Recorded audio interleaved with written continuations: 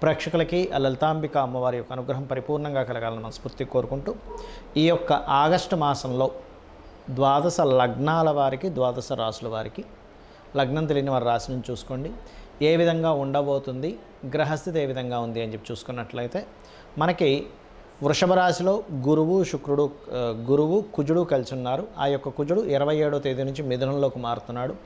కర్కాటక రాశిలో రవి 17వ తేదీ వరకు ఉండి 17వ తేదీ నుంచి తన ఓన్ హౌస్లోకి వస్తున్నాడు. సింహరాశిలో బుధ శుక్రుడు ఉండి బుధుడు 6వ తేదీ నుంచి వక్రగతి స్టార్ట్ అయ్యి 21వ తేదీ కర్కాటకంలోకి వెళ్తాడు. మరియు శుక్ర భగవానుడు శుక్రుడు 25వ తేదీ కన్యారాశిలోకి ఎంటర్ అవుతున్నాడు. సింహం నుంచి కేతుతో కలుస్తున్నాడు. సో సింహంలో కేతు శుక్రులు 25వ తేదీ నుంచి ఉంటారు. మరియు అదేవిధంగా మీనంలో రాహువు, వక్రించినటువంటి శని మనకి కుంభరాశిలో ఉన్నాడు.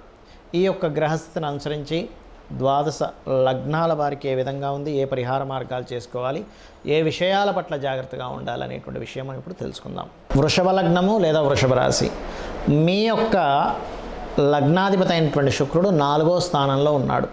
అది కూడా సన్ యొక్క సైన్ అయింది. గవర్నమెంట్ రిలేటెడ్ కోర్సెస్ చేయడానికి, గవర్నమెంట్ సంబంధించినటువంటివి ఏవైతే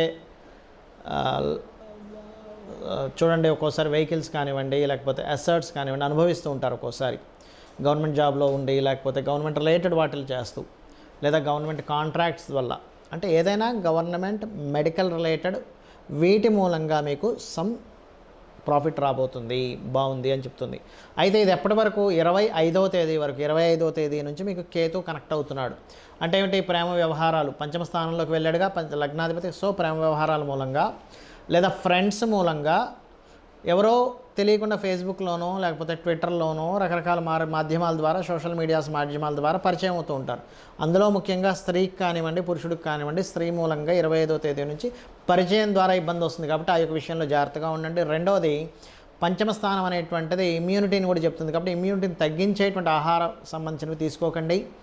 అలాగే షేర్ మార్కెటింగ్ రిలేటెడ్ సంబంధించినటువంటి అంశంలో 25వ తేదీ నుంచి జాగ్రత్తగా ఉండండి.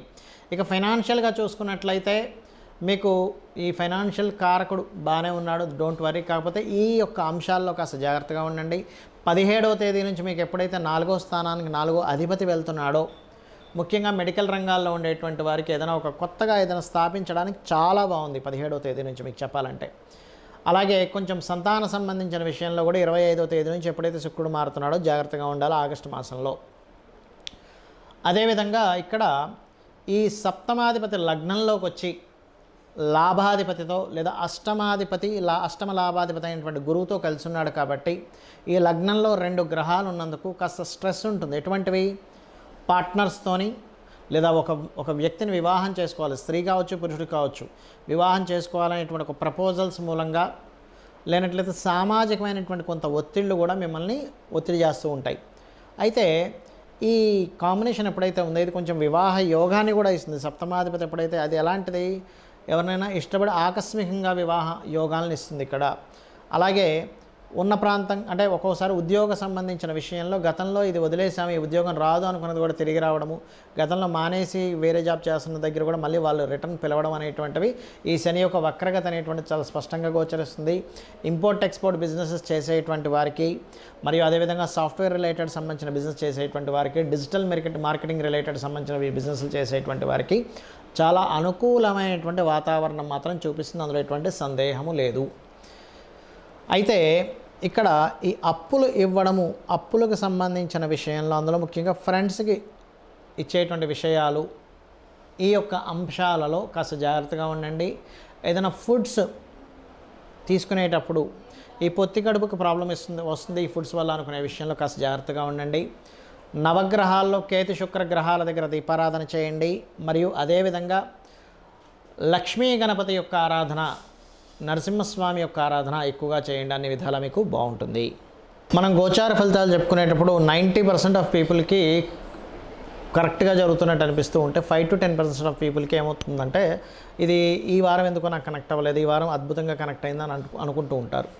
దీనికి రీజన్ చెప్తాను నేను మీకు, గుర్తుపెట్టుకోండి. ఒకటేంటంటే గోచార ఫలితాలు కాలంలో ఇలా ఉందని చెప్పేది, దీనికంటే ముఖ్యంగా మీ యొక్క జన్మజాతకం.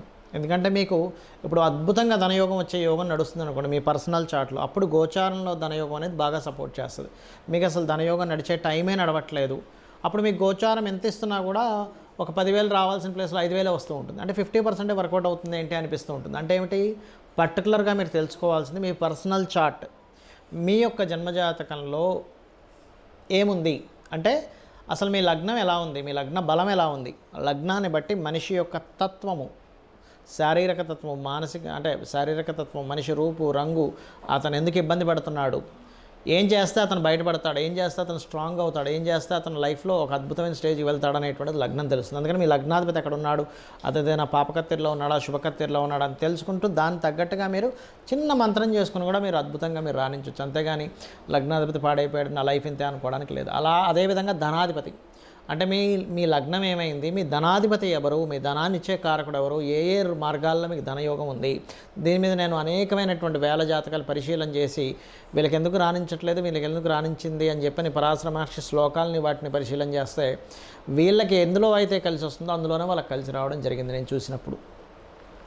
అలాగే ఒక్కొక్కసారి కొంతమంది మీడియేటింగ్ ద్వారా లాభము ఉంటుంది, మీడియేటింగ్ ద్వారా ఇబ్బంది ఉంటుంది. కొంతమందికి ఏదో ఒక మధ్యవర్తిత్వం చేయడం ద్వారా ఈ భూమి చేశానండి అందుకే అద్భుతంగా కలిసి వచ్చింది మాకు, ఆ ఒక్క ల్యాండ్ డీల్ వల్ల నాకు కోటీశ్వరుని అయిపోయాను అంటాడు. ఇంకొంతమంది మధ్యవర్తిత్వం వెళ్ళడం ద్వారా ఇబ్బంది పడతారు. ఎందుకు, ఆ మధ్యవర్తిత్వానికి కారకుడైన థర్డ్ లార్డ్ పాడవుతాడు. అదేవిధంగా 3వ స్థానం పాడైతే అన్నదమ్ములతో అక్కచెల్లెలతో గొడవలు వస్తూ ఉంటాయి. దానికి ఏం చేయాలి, కొంతమంది చూడండి ఏదైనా మాట్లాడితే ఆ మాట్లాడిన మాటే వాళ్ళకి నెగిటివ్గా ప్రొజెక్ట్ అవుతూ ఉంటుంది. ఎందుకు అలా అవుతుంది అనేటువంటిది కూడా చూసుకోవాలి.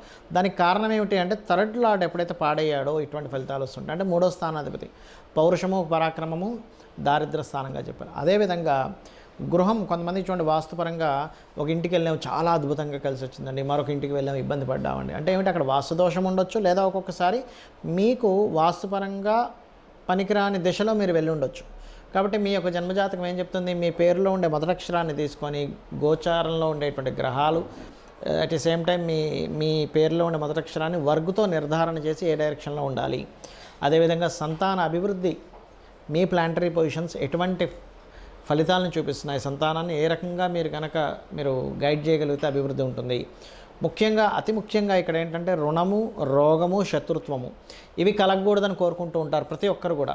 మరి ఈ యొక్క విషయాల నుంచి బయటపడాలంటే మీ ఉపాసనా మంత్రం ఏంటో తెలియాలి, మీరు ఎవరిని ఉపాసించాలో తెలియాలి. సహజంగా మేషము వృషభము అనుకుంటే మేషానికి సూర్యుడు అండి, వృషభానికి విష్ణువు, మిథునానికి అమ్మవారిని చెప్తూ ఉంటాం. కానీ మీ పర్సనల్ చార్ట్లో మీరు ఏ దేవతాదేవి ఉపాసన రోజు ఉదయం పూజ చేసేటప్పుడు ఒక 20 నిమిషాలు 10 నిమిషాలు ఎవరిని మీరు స్మరించుకుంటే, ఎవరికి మీరు నిత్య ఆరాధన చేసుకుంటే ఈ రుణ రోగ శత్రువుల నుంచి బయటపడతారనేటువంటిది మీ జన్మజాతకంలో ఉంటుంది.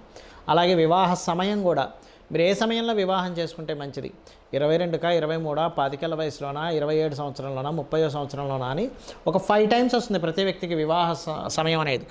ఆ పర్టికులర్ అంశంలో చాలామంది రాంగ్ టైంలో వివాహం చేసుకోవడం ద్వారా ఇబ్బంది పడుతుంటారు. ఆ రకంగా వివాహ సమయం కానీ, ఇన్వెస్ట్మెంట్స్ కానివ్వండి, లైఫ్లో జరిగేటువంటి టర్నింగ్ పాయింట్స్ కానివ్వండి, మీరు ఉద్యోగం చేస్తే బాగుంటుందా, వ్యాపారం చేస్తే బాగుంటుందా అనేటువంటి అనేకమైన అంశాలు, లేదా విదేశాలకు వెళ్తే బాగుంటుందా అనేటువంటిది మీ పర్సనల్ చార్ట్లో పర్టికులర్గా ఉంటుంది. అయితే ఇక్కడ అందరికీ సందేహం ఏంటంటే మరి ఈ గోచారం ఎందుకు చెప్పుకుంటున్నాము, ప్రతి నెల ఆగస్టు ఫలితాలు అంటారు, సెప్టెంబర్ ఫలితాలు అంటారు, వార ఫలితాలు అంటే ఎందుకు అంటే మీకుండే కండిషన్ అంటే అలాంటి ఇప్పుడు మీరు ఒక దగ్గరికి వెళ్ళాలి, ఈ రూట్లో బాగా ట్రాఫిక్ జామ్ ఉంది అని తెలిసింది, మనం ఏం చేస్తాం, అమ్మో ఆ రూట్లో ట్రాఫిక్ జామ్ ఉంది అయితే ఇంకో రూట్లో వెళ్ళిపోదామంటాం. అంటే ఏంటి, ఇన్ఫర్మేషన్ మీకు ముందుగా తెలిసినప్పుడు మనం ఆ రూట్ మార్చుకొని సరైన సమయంలో సరైనటువంటి ప్రదేశానికి వెళ్తాం. అంటే ముందుగా తెలిసేటువంటి ఇన్ఫర్మేషన్ గోచారం ఫలితం అనేటువంటిది.